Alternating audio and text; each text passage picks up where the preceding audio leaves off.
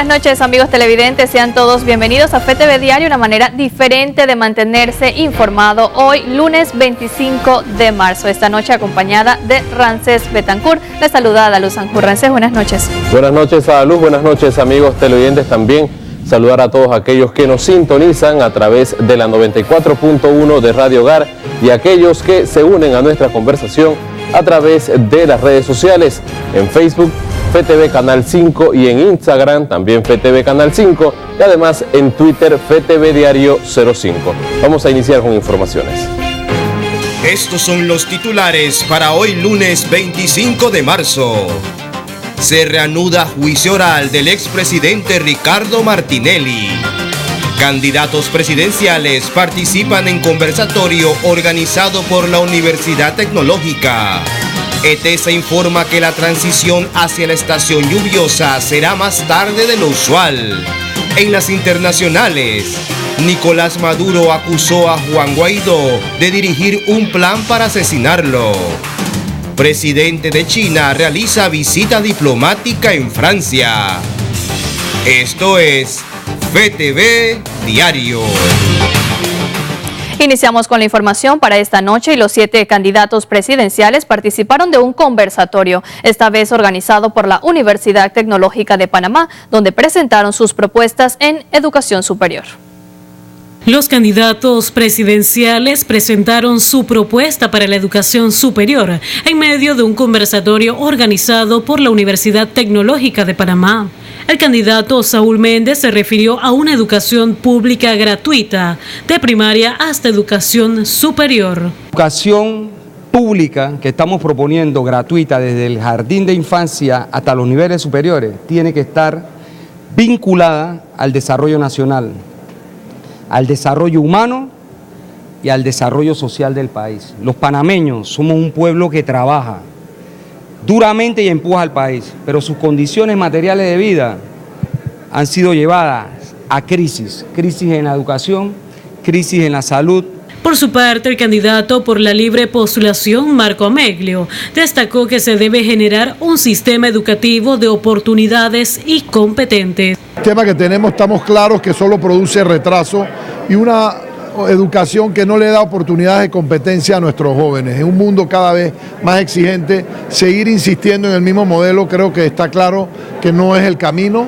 Todos los candidatos presidenciales firmamos el compromiso nacional por la educación, que no es solamente para la educación primaria y media, que abarca, porque aquí entre los temas que se discutieron hoy, se habló de la brecha que hay entre educación media y educación superior. El aspirante presidencial José Isabel Blandón propuso la creación de un consejo presidencial para que se reúna cada mes. El Consejo Presidencial de la Juventud es una propuesta que ya hemos presentado a todos los jóvenes y que como presidente de la República estableceré desde el principio de nuestra gestión con participación de jóvenes de todas partes del país y que se reunirá una vez al mes con el presidente de la República para definir las políticas públicas hacia la juventud. Rómulo Rux, candidato a la coalición Cambio Democrático Alianza, afirmó que de ganar las elecciones del 5 de mayo ofrecerá 80.000 tasas de empleo para los jóvenes una vez salgan de sus estudios. Vamos a crear 400.000 nuevos empleos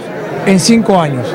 Lo que dije es que el año pasado nosotros tuvimos más de 70.000 estudiantes o personas que terminaron una carrera o una preparación y solamente habían 40.000 nuevas plazas, lo que significa que nosotros no estamos creando los trabajos necesarios para los jóvenes. El candidato Laurentino Cortizo por el Partido Revolucionario Democrático reafirmó un 1% del Producto Interno Bruto para la investigación. Nosotros lo que hemos hecho es hacia el 2024 llevar ese presupuesto al 1% del Producto Interno Bruto, porque es importante, o sea, el tema de ciencia, tecnología e innovación es el desarrollo de un país. Entonces nosotros no podemos estar recortando presupuesto a ciencia y tecnología cuando sabemos el efecto y el impacto que tiene en el desarrollo de un país. Por otro lado, Ana Matilde Gómez propone práctica para que los jóvenes posean experiencia laboral de aproximadamente un año con un salario de $800.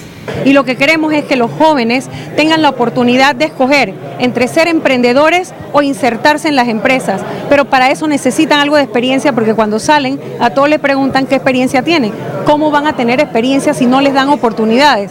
La idea es un salario de $800, porque si son más competitivos, si afuera les ofrecen mejor, perfecto, eso es lo que queremos. Ricardo Lombana habló acerca de programas de becas, entre ellas la beca naranja, que será destinada al emprendimiento cultural y el arte. Tenemos un equipo estudiando el presupuesto, hemos identificado los recursos que van a ser destinados a inyectarle fondos a 4 programas de becas: deporte y atletismo, excelencia, beca naranja, que es para el emprendimiento, para la cultura, para el arte, y la beca para la ciencia, la investigación y la tecnología. Todo esto de los 12 años basado en un programa de ubicación de talento. La mayoría de los candidatos presidenciales coincidieron que se debe respetar la legislación del 6% del Producto Interno Bruto destinado a la educación. Milady Madrid, FETV Diario. El candidato a la presidencia por libre postulación, Ricardo Lombana, asegura que existe una campaña sucia en su contra. Además, rechaza las acusaciones relacionadas a su apoyo al matrimonio igualitario. Estamos dispuestos a enfrentarlo, pero no nos van a poder detener. No importa cuán creativos se pongan con los inventos, que sé que todos los días seguirán inventando, nosotros vamos a seguir construyendo una opción para este país. Pero solamente para quedar claro, ¿no está de acuerdo con el matrimonio? Yo he dicho claramente que yo no estoy de acuerdo. Yo tengo mi familia, yo soy católico, creo en esa forma de familia, pero también creo que un presidente de la República tiene que ser respetuoso de las instituciones. La Corte Suprema de Justicia tiene un fallo pendiente. ¿Cuál es la decisión que tiene que tomar? Si es legal o no es legal en Panamá. Si la Corte mañana falla que es legal, según la Constitución, ¿qué hace el presidente de la República? Decir yo no le hago caso a la Corte Suprema de Justicia ni a la Constitución del país. Me parece que la demagogia está del otro lado de los que están proponiendo otras cosas, no importa qué digan las instituciones. Yo he sido respetuoso del orden institucional. Bien, avanzamos en la información. El rector de la Universidad Tecnológica de Panamá, Héctor Montemayor, aseguró que la construcción del puente peatonal sobre la vía Ricardo J. Alfaro para la universidad fue licitado hace 2 semanas. El puente que se está haciendo es el puente que está frente a la institución, al CRI. El puente frente a la Tecnológica fue licitado hace 2-3 semanas atrás, así que esperamos pues que la contratación se formalice y inicien en este verano la construcción. Bien, el 2019 podría ser más cálido que el año 2018 por la incidencia del fenómeno del Niño. Así lo ha informado la empresa de transmisión eléctrica ETESA, quien brindó hoy las perspectivas climáticas para los próximos 3 meses. Los expertos en meteorología de ETESA advirtieron que la estación seca será prolongada y ante la presencia del fenómeno del Niño, esta se podría pronunciar más. El fenómeno del Niño actualmente está presente a nivel mundial, a Panamá le está afectando y vemos que puede prolongarse con un 50% de probabilidad hasta el trimestre de agosto, septiembre, octubre de este año. Se vislumbra como un periodo más seco que lo que hemos visto en años anteriores de manera general. E incluso al compararlo con el fenómeno del Niño que se dio en el 2015-2016, para el periodo de diciembre 2018 a marzo 2019, las lluvias estuvieron por debajo de lo normal en comparación con el periodo del 2015-2016. La temporada lluviosa entrará tarde en algunas partes de las regiones del país, mientras que en otras estarían dentro de su periodo normal. Normalmente la temporada lluviosa se espera entre finales de abril, inicio de mayo. Este año, porque va por regiones, para lo que es Chiriquí, norte y sur de Veraguas, se espera entre el 15 de abril y 30 de abril. Para la región central, o sea, llámese Herrera, Los Santos, Coclé, Panamá Oeste, las lluvias pudieran entrar en firme entre el 1 y 15 de mayo, mientras que para Panamá y Darién las lluvias se esperarían desde el 25 de abril al 5 de mayo.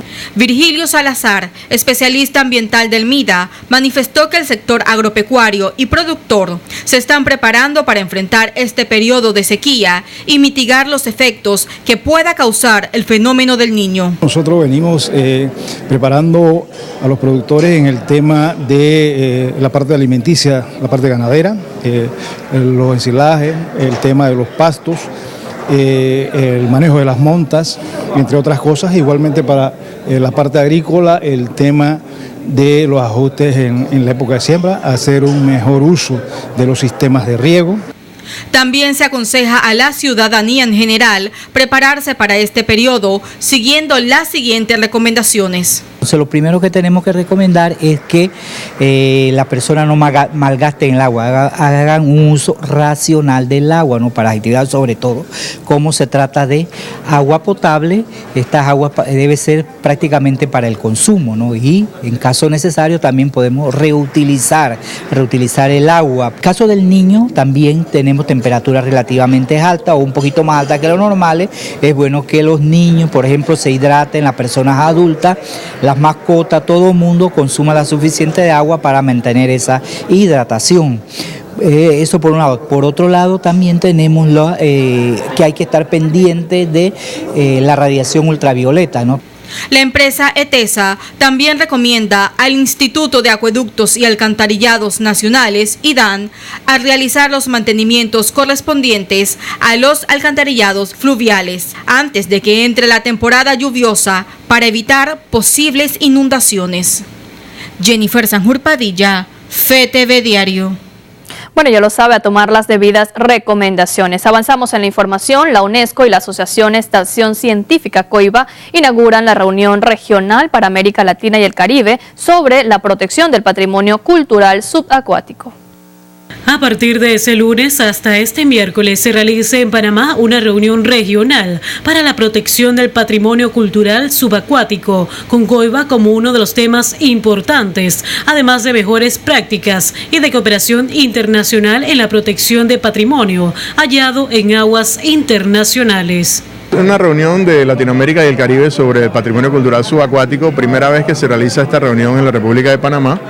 Estamos muy contentos de ser organizadores, la Estación Científica COIBA IP, Senacid y UNESCO, una actividad de este tipo que fomenta lo que son alianzas estratégicas, de generación de capacidades, fomentar la educación en temas de arqueología y que permita que la disciplina de arqueología subacuática se desarrolle en Panamá para fortalecer su legislación y fortalecer lo que es el descubrimiento, preservación, seguridad y manejo y gestión de lo que no son nuestros recursos subacuáticos. Tenemos un 82% de la superficie territorial que es agua y sabemos que tenemos muchos tesoros y culturas bajo nuestras aguas. Por parte del Ministerio de Ambiente, el director nacional de Costas y Mares, Eduardo Polo, explicó que Medio Ambiente ha ejecutado diversas políticas para la protección y conservación de las áreas que se encuentran en peligro. Respecto a la Política Nacional de Océanos, en diciembre del 2018 se establece mediante decreto ejecutivo la ley y la comisión que le integra. Son 10 participantes de las instituciones gubernamentales. El tercero es el Ministerio de Ambiente en conjunto con el Ministerio de Relaciones Exteriores y demás. No es nuevo. En enero de este año se hicieron las primeras consultas interinstitucionales donde se trabajó en un borrador propuesta. Luego, en febrero de este año, se llevó a consulta ciudadana con las demás organismos internacionales o no gubernamentales de nuestro país, donde se elaboró otra propuesta y se robustece. Entonces ahora vamos a un consenso a nivel nacional de esta política para que todos nosotros los panameños hagamos nuestros aportes. La arqueóloga Iliana Isaza Aispurúa destacó el interés de este organismo de actuar como eje operacional y logístico de la ciencia en la región y que la arqueología sea una de las 13 disciplinas a desarrollarse como áreas críticas de interés. La arqueología marina y la arqueología terrestre se deben unir para poder entender los procesos de adaptación a los sistemas costeros, marinos y el aprovechamiento de los sistemas de agua, los ríos, los lagos. Por eso es que hago un énfasis en la arqueología marina, no solamente la subacuática que se dedica a la investigación de naufragios. Esta reunión busca fortalecer alianzas estratégicas y generar capacidades que a futuro garantizarán la identificación, protección, gestión, legislación y seguridad del patrimonio cultural subacuático del país. Milady Madrid, FETV Diario.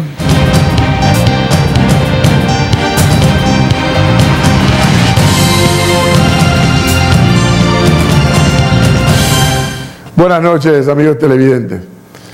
Este fin de semana, ayer puntualmente, los amigos del diario La Prensa publicaron una información que yo no sé ustedes, pero a mí me dejó impactado. En 20 años nos hemos gastado 230 millones de dólares en subsidio a los partidos políticos. 230 millones de dólares, producto de los impuestos que todos pagamos. Y yo le quiero decir algo.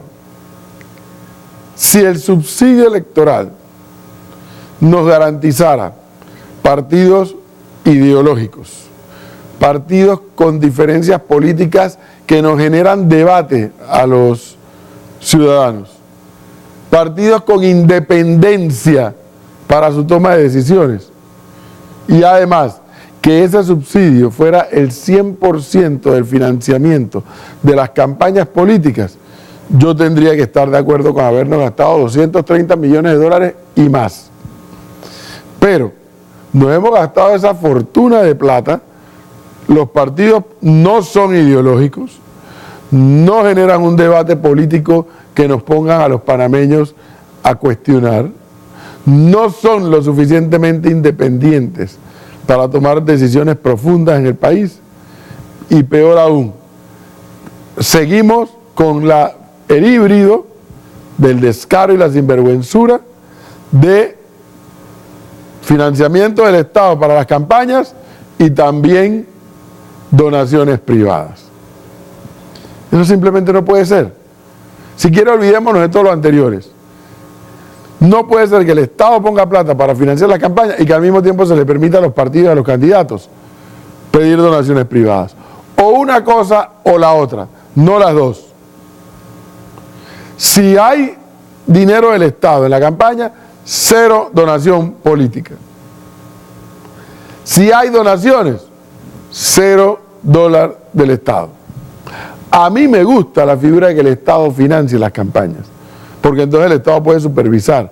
Eso puede blindar para que no entre dinero mal habido, narcotráfico, blanqueo de capitales, etc. Pero las dos figuras, por supuesto que no. Pero vayamos a algo más. En ese subsidio a los partidos políticos, 230 millones en 20 años, un componente de ese subsidio es la formación política, es decir, los seminarios, para que formen a su gente. El Tribunal Electoral sabe perfectamente bien que eso es lo que no ocurre. Y no ocurre, y lo estamos viendo en estos días, cuando a usted le cuesta establecer en materia de discurso quién es el candidato de oposición y quién es el de gobierno, o quién es de la oposición y quién del gobierno. Me refiero al discurso, no a las propuestas. Observen que no hay diferencia. Salvo el partido FAT, que tiene un planteamiento ideológico radicalmente diferente, los otros están hablando fundamentalmente de lo mismo en materia de economía, en materia de, bueno, todo lo que genera la economía, en materia fiscal, inversión extranjera, inversión local. Dicen lo mismo fundamentalmente. Modifican el discurso en que si hay constituyentes, si no hay constituyentes, si dos asambleas, pero de fondo. Entonces, ¿a dónde está la formación ideológica? ¿Dónde está la formación política? Que se han gastado en estos 20 años millones de dólares en la supuesta formación política. Yo creo que cuando dentro de 45 días, más o menos, esta historia termine de la campaña actual, si hay un debate sobre el código electoral fuera de la Asamblea, porque esa es la otra parte de la historia, que quienes debaten el presupuesto del Tribunal Electoral, los diputados. Quienes debaten el Código Electoral, los diputados. En consecuencia, siempre van a producir normas electorales que favorezcan a ellos, a los partidos y al Tribunal Electoral, y no para cambiar el status quo. Este tema del financiamiento de los partidos hay que debatirlo y hay que debatirlo a fondo. Pero es una falta de respeto, un insulto a la pobreza, habernos gastado 230 millones de dólares en los partidos políticos y esas organizaciones no nos están aportando nada como sociedad para orientarnos o reorientarnos en el rumbo que llevamos. Pero bueno, estamos en Panamá, el país en donde pasa de todo y no pasa nada. Continuamos con más información. Regresamos en el segundo bloque con otro tema de interés, con esto del órgano ejecutivo y el legislativo. Eso será en el segundo bloque. Muchísimas gracias, profesor, por este primer análisis. Más adelante volveremos con usted entonces a hablar sobre el órgano ejecutivo y el legislativo. Por el momento vamos a conocer lo que hace noticia en el mundo.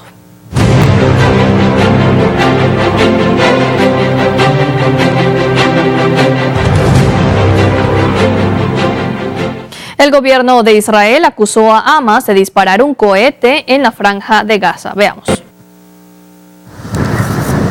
Luego de que un misil impactara en una casa al norte de Tel Aviv, las Fuerzas Armadas de Israel anunciaron el lunes el envío de refuerzos a la franja de Gaza. El mando militar acusó al movimiento islamista Hamas por el disparo del cohete sobre población civil, que dejó 7 personas heridas. De visita oficial en Estados Unidos, el primer ministro israelí, Benjamin Netanyahu, anunció que regresaría urgentemente a su país.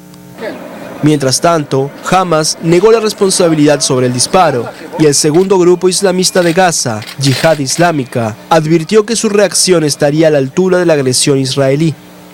La caída del cohete provocó un incendio. 4 adultos y 3 niños, incluyendo un bebé de 6 meses, fueron hospitalizados con quemaduras y heridas leves por las esquirlas.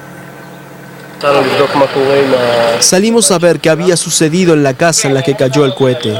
Vimos a las fuerzas policiales y de rescate en la escena. La gente estaba en shock y pánico.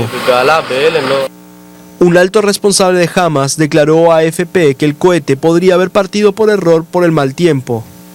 Las fuerzas israelíes responden sistemáticamente a los disparos de cohetes provenientes de Gaza, atacando posiciones militares de Hamas que controla ese enclave palestino.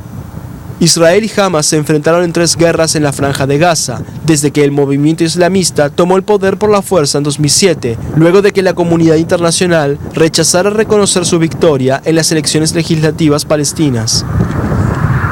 El presidente chino Xi Jinping fue recibido este lunes en el Arco del Triunfo en París por su homólogo francés Emmanuel Macron. El presidente chino Xi Jinping comenzó el lunes su visita oficial a Francia, donde fue recibido por el presidente Emmanuel Macron para debatir diversos temas de índole bilateral e internacional. Macron espera poder convencer a Xi de integrar a su país a un nuevo orden internacional, junto con las demás naciones europeas. La visita de Xi pone en la mesa firmas de convenios y acuerdos de cooperación por temas de energías nucleares y renovables e industria aeroespacial. A su vez, se anunciará un mega encargo de 300 aviones a la empresa europea Airbus. El martes, Macron y Xi se reunirán con la canciller alemana Angela Merkel y el presidente de la Comisión Europea Jean-Claude Juncker para explorar puntos de convergencia antes de la cumbre entre la Unión Europea y China el próximo mes de abril en Bruselas. Tras salvar la amenaza del informe del fiscal especial Robert Mueller, el presidente Donald Trump se enfoca en impulsar su reelección para el 2020. Donald Trump está satisfecho. El presidente estadounidense hizo el lunes sus primeros comentarios tras darse a conocer el fin de semana las esperadas conclusiones de la investigación del fiscal Robert Mueller, que no mostraron pruebas de una supuesta colusión entre Moscú y su campaña electoral. Duró mucho tiempo, me alegra que se terminara, fue 100% como debió ser, ojalá hubiera sido mucho antes, mucho más rápido. Trump agregó que el fiscal Mueller actuó de manera honorable al realizar su trabajo. Por su parte, el jefe del Departamento de Justicia Bill Barr publicó el domingo un resumen de 4 páginas del informe, pero desde el Capitolio los líderes demócratas exigieron conocer el texto íntegro, destacando que Barr, al haber sido nombrado por Trump, no es un observador neutral. Los resultados del informe liberan a Trump de la amenaza de un posible proceso de destitución y le permiten ahora concentrarse en su reelección en 2020. Desde el jueves, el mandatario volverá a los mítines de campaña en Grand Rapids, en el estado de Michigan, uno de los principales bastiones electorales claves que le permitieron su victoria sobre Hillary Clinton en noviembre de 2016. El presidente de Venezuela, Nicolás Maduro, acusó al líder opositor Juan Guaidó de haber dirigido un plan para asesinarlo. El presidente venezolano Nicolás Maduro aseguró el sábado que no le temblará el pulso para hacer justicia al acusar al líder opositor Juan Guaidó de encabezar un grupo criminal que planea realizar asesinatos selectivos y sabotajes a servicios públicos. El imperialismo norteamericano me quiere matar. El títere diabólico. Le acabamos de desmantelar un plan que dirigía él personalmente para matarme. Maduro aseguró que fondos venezolanos bloqueados por Estados Unidos y entregados a Guaidó financian el complot, y señaló como organizador a Roberto Marrero, jefe de despacho de Guaidó, detenido el pasado jueves por el Servicio de Inteligencia. El gobierno difundió capturas de pantalla de supuestas conversaciones en WhatsApp entre Marrero y Guaidó, en las que presuntamente se habría coordinado usar $1.000 millones en fondos bloqueados para financiar grupos irregulares. Porque este señor Marrero ha aportado las pruebas que nos llevaron, y así lo anuncio, a la captura de un poderoso jefe paramilitar colombiano que está en manos de la justicia venezolana. Guaidó respondió en un mitin en el estado Anzoátegui que no se dejará intimidar por las advertencias del gobierno. Al cumplirse 2 meses de su autoproclamación como presidente interino del país y con amplio apoyo internacional, Guaidó no ha logrado quebrar la lealtad de los militares a Maduro. Bien, y seguimos en Sudamérica, y es que los reyes de España se reunieron en Argentina con el presidente Mauricio Macri. Visita real a Buenos Aires. En su primera actividad oficial en Argentina, los reyes de España se reunieron el lunes con el presidente Mauricio Macri. Se trata de la primera vez que Felipe y Leticia visitan el país sudamericano como reyes. El monarca aseguró que el viaje busca impulsar una relación estratégica entre los dos países. Apoyar a la Argentina, como siempre hemos hecho en momentos difíciles. Somos muy conscientes de la situación por la que han atravesado en términos económicos y apoyamos todos los programas de reforma que están en marcha. Durante la visita de Estado, los reyes participarán de varias actividades, entre las que destacan la inauguración el próximo miércoles del Congreso Internacional de la Lengua Española en Córdoba. Muchas gracias a todos. Bien, y con esta información nosotros vamos a realizar nuestro primer alto en la información. Usted no le cambie, porque al regresar hay mucho más que contarles. Así es, ya volvemos.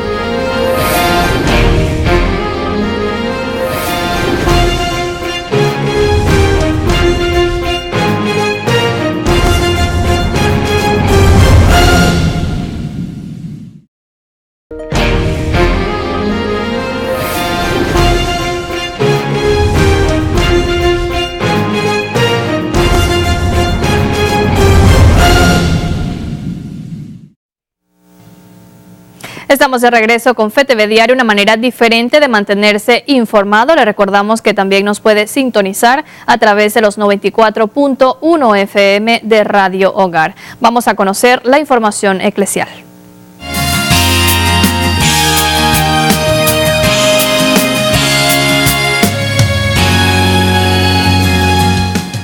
Durante el rezo del Ángelus este fin de semana, el Papa Francisco señaló diversos conflictos que atraviesa el mundo, entre ellos la crisis de Nicaragua. En el Ángelus del domingo, el Papa explicó la parábola de la higuera estéril. Dijo que aunque Dios es paciente y misericordioso, no se debe retrasar demasiado la conversión. El Papa dijo que no hay que buscar excusas para la pereza espiritual, sino aumentar el compromiso de responder con corazón sincero a la misericordia de Dios. Después del Ángelus, el Papa pidió una solución pacífica a la crisis sociopolítica de Nicaragua. Acompaño con la oración la intención en Nicaragua y animo a las partes a encontrar lo antes posible soluciones pacíficas por el bien de todos.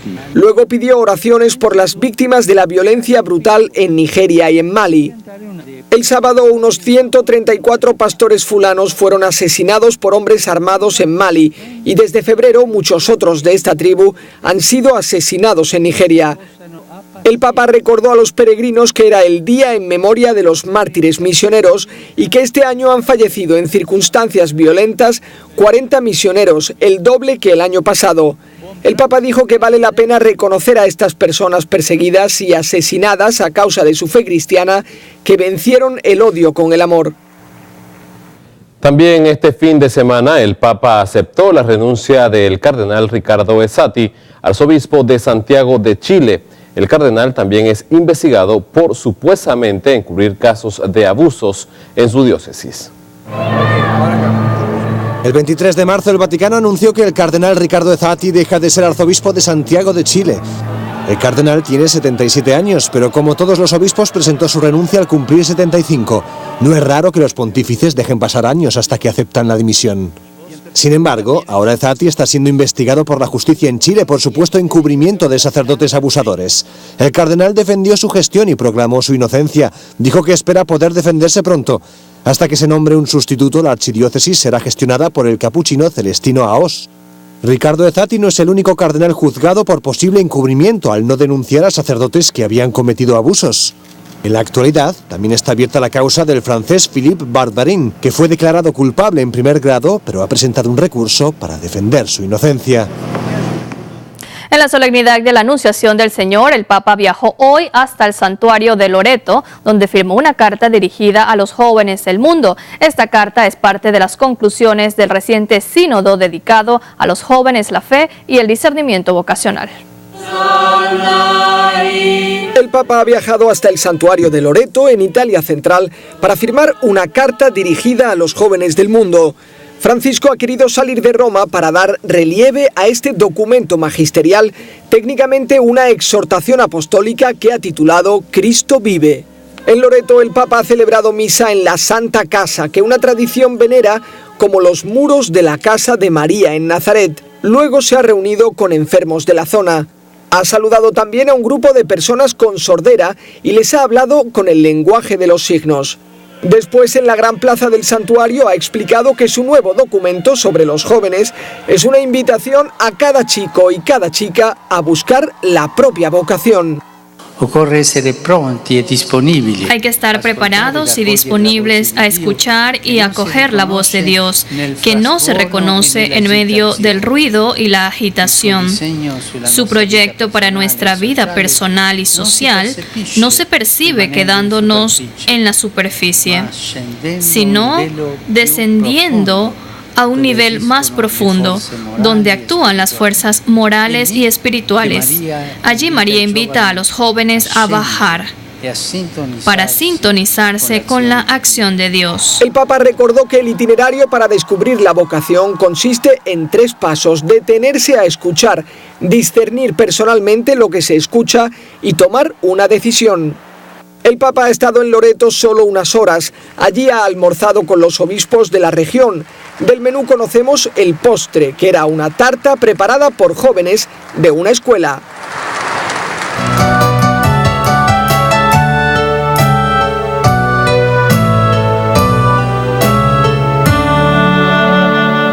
Amigos, en este enfoque pastoral quiero comenzar a platicar con ustedes de algo que vamos a ver aquí en FTV, y es sobre todo el tema de la orientación que podemos ofrecerle a la hora de emitir el sufragio en unas elecciones. Un cristiano católico debe ejercer el sufragio. Un cristiano católico debe votar. Es su deber ante Dios, ante la sociedad, ante la historia. ¿Cómo se ejerce el voto? A conciencia, iluminada por la gracia de Dios y obviamente ante el panorama que nos presentan los políticos. Pero por otro lado, la doctrina social de la Iglesia es clara en que un cristiano católico no puede dar el voto a una propuesta que vaya en contra de los valores cristianos y que vaya en contra del bien de la sociedad. Lo que nos debe llevar a todos a conocer en profundidad la doctrina cristiana y sobre todo la doctrina social de la Iglesia. Y nosotros aquí en FETV vamos a cumplir con ese objetivo. No podemos irnos tras unas promesas solamente económicas o solamente de inversión, sino que tenemos que considerar siempre el bien de la sociedad y sobre todo el bien hacia los pobres y a la moral cristiana que el mismo Jesucristo nos ha enseñado. Hay que escuchar, hay que analizar las propuestas políticas, pero también hay que saber discernir. Hoy nosotros, a nivel universal, estamos celebrando la encarnación de nuestro Señor Jesucristo, pero también desde la Santa Sede se está promoviendo una iniciativa que ya arrancó en muchos países, que es la iniciativa de celebrar el Día del Niño por Nacer. Es decir, celebramos el Día de la Protección de la Vida Humana desde el primer instante de la concepción. La vida humana es sagrada. No debemos pensar solamente en proteger humedales, manglares, ballenas, ecosistemas y olvidarnos de la vida humana desde el primer instante de la concepción. O inclusive pensar en políticas que al final lleven a la interrupción de la gestación o del embarazo por razones económicas aparentes. No, en manera alguna, porque ante esto también tenemos que rendir cuenta a Dios. La vida humana es sagrada desde el primer instante de la concepción y hay que protegerla hasta la muerte natural. No al aborto, no a la eutanasia, sí a la vida, pero también sí a programas de educación sexual que respeten esto. Aquí la tarea es ardua. No es un político o un partido el que tiene una varita mágica para decir esto se soluciona de esta manera. Es un trabajo de conciencia de varios organismos. Eso, pienso yo, se debe presentar siempre en las propuestas políticas. No solamente decir no estoy de acuerdo o estoy a favor, etcétera, etcétera, etcétera. Es un trabajo de conjunto donde entran varios estamentos y no solamente de un periodo de gobierno, sino de varios periodos para cambiar la mentalidad y para que todos trabajemos por el bien común, el bien de la sociedad y los derechos humanos desde el primer instante de la concepción. Y seguimos con más adelante. Muchísimas gracias, Padre, por acompañarnos con este enfoque pastoral. Nosotros vamos a seguir con más información y tenemos que el Tribunal de Juicio Oral decidió reprogramar para el próximo 15 de mayo la audiencia a los integrantes de la presunta red delictiva conocida como El Gallero. Una de las razones por la que el Tribunal de Juicio Oral decidió reprogramar esta audiencia fue por la ausencia de uno de los abogados defensores. El tribunal ha considerado necesario reprogramar la audiencia, la que ha quedado para el 15 de mayo a las 9 de la mañana, en virtud de toda la logística y la fecha que tiene oficina judicial, toda vez que a uno de los acusados no contaba con su defensa y otro de los abogados también pidió tiempo porque estaba recién tomando la defensa en esta oportunidad. Bueno, básicamente el juicio nunca comenzó, por eso se pudo reprogramar la audiencia. Si se hubiese comenzado, la ley solamente permitía un atraso hasta por 10 días. Y se dio por dos razones. La primera fue que uno de los abogados no compareció al juicio y la segunda es que el licenciado José Abel Almengoro renunció al poder porque él pues sostiene que una de las juezas no podía conocer el caso, ya que él es el padre de uno de sus hijos, y entonces él consideraba que por esa razón ella no debía conocer el caso. El Tribunal de Apelaciones rechazó la recusación y él decidió por voluntad propia renunciar a la defensa. Las investigaciones se iniciaron en el año 2016 y mantienen encarcelados a 6 de los 15 involucrados. El resto mantiene medidas cautelares más blandas que la detención preventiva. Para el abogado Víctor Orovio, se deben revisar los procedimientos del sistema penal acusatorio. Tienen muchas falencias, entre ellas justamente la comparecencia de muchas cantidades de personas en un juicio, porque no hay manera en este sistema que la Fiscalía tenga un control. En el pasado por lo menos había una audiencia intermedia, una audiencia preliminar que le permitía al juez hacer un filtro y determinar qué casos especiales podían pasar a un juicio y cuáles no. Pero en este sistema eso se eliminó. De tal suerte que usted va a tener juicios como estos, que pensábamos que nunca se iba a llegar a ese punto, de tantos imputados, de tantos acusados y de tantos testigos. El caso fue reprogramado para el próximo 15 de mayo, fecha que genera suspicacia entre los abogados defensores. Como político yo diría que es necesario. Si me pregunta que se debe cambiar, que se dio como político, es necesario. Primero, porque el escenario político con que se desarrolló esta acción jurídica nace en un campo eminentemente político. Si es del 15 de mayo, sacamos de la esfera política. Bueno, nosotros siempre hemos dicho que nuestro tema tiene algunos ribetes políticos y para ese entonces ya ha pasado la política también y esperamos estar sometidos a un juicio sin ningún tipo de presiones de ninguna naturaleza, así de sencillo. Jennifer Sanjur Padilla, FETV Diario. Gracias, Jennifer, y con esta información nosotros hacemos nuestra segunda pausa, pero al regresar estará con nosotros el profesor Edwin Cabrera presentando el segundo análisis de la noche. A la luz. Así es, Ramsés, y también nuestro compañero Alejandro Rodríguez con la información deportiva. No le cambie, ya volvemos.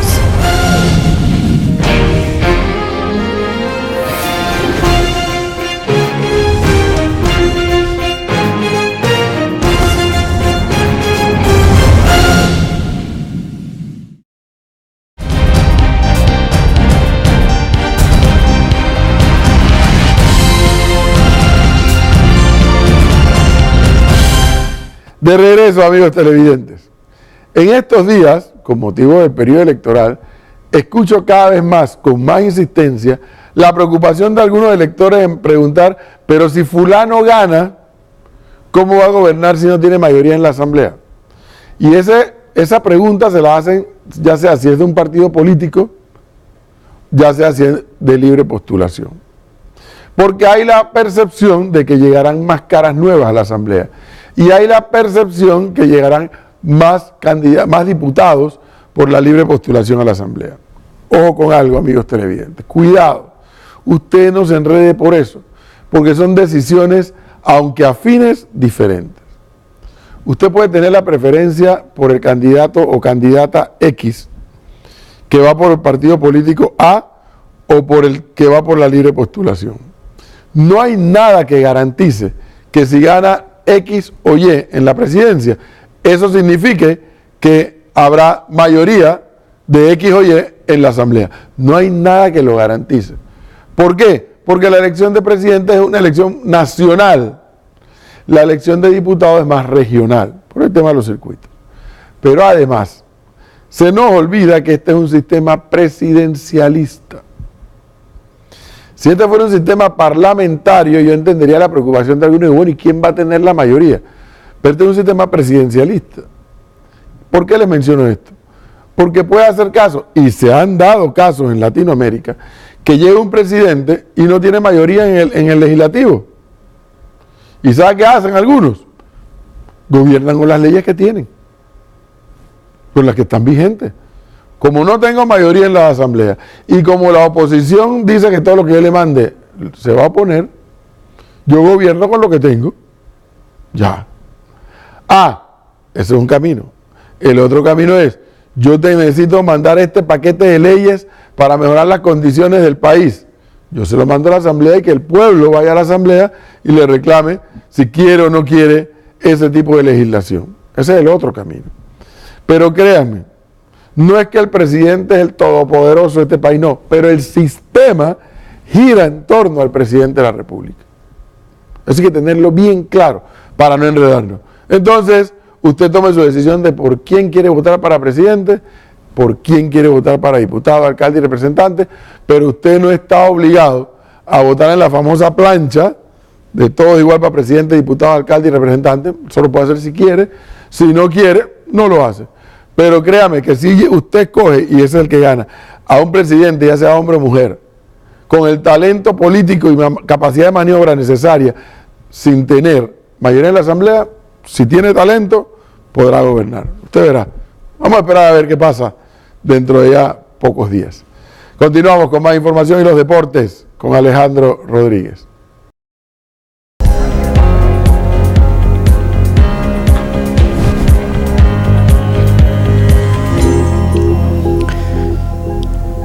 Así es, gracias amigos televidentes de FT Diario, buenas noches, estamos listos para el fascinante mundo de los deportes para hoy lunes. Vamos a iniciar de inmediato, hay que hablar sin duda de nuestra selección de fútbol y el amistoso que se realizó el día sábado en Portugal. Y es que la selección de Brasil firmó un decepcionante empate 1-1 ante Panamá este sábado en el estadio do Dragão de Porto, del que la canariña salió llena de dudas a menos de 3 meses para recibir la Copa América, a la que será anfitriona, llegará bajo fuerte presión. Sin Neymar todavía recuperándose de su lesión en el pie, pero presente en las gradas, Brasil se estrelló contra el muro que Deli Valdés había diseñado en su regreso al banquillo de los canaleros. Solo el joven centrocampista del Milan, Lucas Paquetá, consiguió romperlo en el minuto 31, antes de que Adolfo Machado igualara el marcador 4 minutos después. Los brasileños, que reclamaron posición adelantada del zaguero, aumentaron su producción en la segunda parte, pero no fue suficiente para superar a los centroamericanos, que se van a Oporto con el primer tanto de su historia ante la pentacampeona del mundo. Brasil, que inaugurará su Copa América midiéndose a Bolivia el próximo 14 de junio en Sao Paulo, ya viajó a Praga para enfrentarse mañana martes a República Checa en el último amistoso antes de que Tite divulgue su lista de convocados para este torneo. Importantísimo resultado para la selección de Panamá, 1-1 este empate del pasado sábado, un resultado por ahí mucha gente no se esperaba y sin duda fue una gran sorpresa. Vamos a cambiar de tema, hay que hablar de los otros partidos que se han dado en esta fecha FIFA de manera internacional, tanto amistosos como partidos de clasificación a la Eurocopa. Colombia venció 1-0 a la selección de Japón, eso pasó el día viernes. La selección de Venezuela también sorprendió a Argentina 3-1. Chile cayó derrotado 3-1 ante México. Guatemala venció 1-0 a Costa Rica. Y en cuanto a Europa, y vemos a Cristiano Ronaldo, salió lesionado hoy en el empate 1-1 entre Portugal y Serbia. Alemania venció 3-2 a la selección de Holanda. Francia venció 4-0 a la selección de Islandia, eso fue hoy. Y Bélgica venció 2-0 a la selección de Chipre. Estos últimos que mencionaba de Europa, todos fueron en la eliminatoria rumbo a la Euro 2020 que inició este fin de semana y continuará en los próximos días. Hasta mañana también habrá varios amistosos. Recuerden que la selección de Panamá para esta fecha FIFA solamente consiguió ese amistoso ante la selección de Brasil. Vamos a cambiar de tema, hay que hablar de la LPF. Vamos a repasar lo que fueron los resultados en esta fecha número 10 de la LPF. Ahí lo tenemos en pantalla. El Plaza Amador 1-0 le proporcionó una nueva derrota al equipo de el Santa Gema. Tauro y Árabe Unido empataron 0-0 el día sábado. Fue ese partido, 0-0 en el Rommel Fernández. Ayer había 3 partidos. En Penonomé, el Universitario venció 3-0 al equipo de la Alianza. En el Rommel Fernández, el Costa del Este se encargó de quitarle el invicto al Sporting de San Miguelito. 1-0 la victoria de los actuales subcampeones sobre el Sporting, que hasta esta semana era el líder del torneo. Y en el otro partido, Derby Chorrerano, el equipo del CAI empató 2-2 ante los Monjes de La Chorrera. Vamos de inmediato con la tabla de posiciones, cómo se encuentra luego de 10 fechas y solamente hay un partido pendiente entre el equipo del CAI y el equipo del Sporting San Miguelito. Ahí está la tabla de posiciones. San Francisco es líder de momento con 20 puntos, al igual que el equipo del Sporting. Ojo, pero el Sporting tiene un partido menos. Tercero es el Árabe Unido con 20. De igual manera, CAI tiene 16, Tauro tiene 15, Universitario 13, Plaza Amador 12, Costa del Este 12, Alianza 7, Santa Gema 0. Por cierto, la Alianza anunció hoy que su técnico Hino Valencia no conseguirá con el equipo. El colombiano tiene ya más de 6 partidos sin ver o sin conocer la victoria para los verdolagas, que siguen de penúltimo, solamente por encima del Santa Gema, que no ha podido ganar. Lamentable lo que se está dando con el equipo de la Alianza, que pareciera que se va a salvar del descenso por el mal torneo que está teniendo el equipo de Arreján, el equipo del Santa Gema, que por cierto debutó a su nuevo director técnico Carlitos Rivera. Esta semana habrá jornada a mitad de semana, el día miércoles estaremos en Penonomé en cobertura de lo que será el partido entre el equipo del Costa del Este y el Universitario. Así está el balompié panameño. Es lo que tenemos en Deportes para hoy, compañeros, con ustedes y la parte final del noticiero. Adelante. Gracias, Alejandro, por las notas deportivas y pasamos a más informaciones porque hoy se reanudó el juicio oral al expresidente Ricardo Martinelli por las escuchas ilegales durante su administración. Los detalles los tiene Jennifer Sanjur Padilla. La audiencia que se le siga al expresidente Ricardo Martinelli en el sistema penal acusatorio avanzó este lunes con la lectura del expediente donde la Fiscalía presentó algunas pruebas que fueron aceptadas por el Tribunal de Juicio Oral. Ha resultado oportuno para el Ministerio Público toda la presentación que hemos hecho de cada uno de estos elementos que han sido introducidos a juicio a través de la lectura. Se ha quedado en evidencia hoy en el juicio de que ninguno de los protocolos y procedimientos nacionales e internacionales que se deben aplicar para el manejo de evidencia digital están presentes dentro de esos documentos que ha presentado. Por ejemplo, la Fiscalía ha presentado DVD o CD, pero no tienen el número de serial. Por otra parte, también hemos demostrado en el juzgado hoy de que se ha trabajado sobre los dispositivos originales, no sobre clon. Y esto vicia la prueba. La lectura del expediente fue programada para este lunes y la mañana de este martes en medio de una batalla legal entre la Fiscalía y la defensa del exmandatario Martinelli. Sí han habido incidencias en la defensa.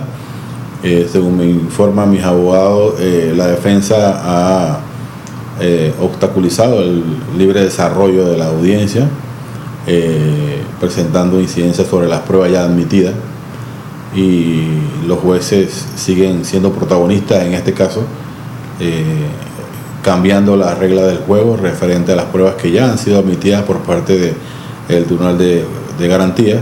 La información que consta en los 7 cuadernillos data de información de los años 2012 al 2014.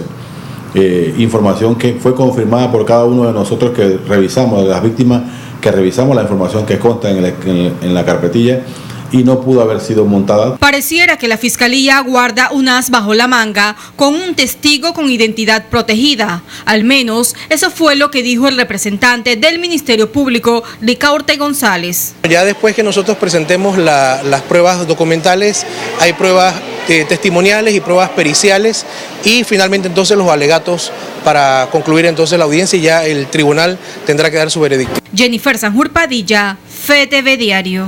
De esta manera hemos llegado a la parte final de su informativo FETV Diario. Adaluz. Así es, Rancés, muchísimas gracias a todos por informarse con nosotros. Les esperamos mañana con más información. Que tenga usted excelente noche. Hasta luego.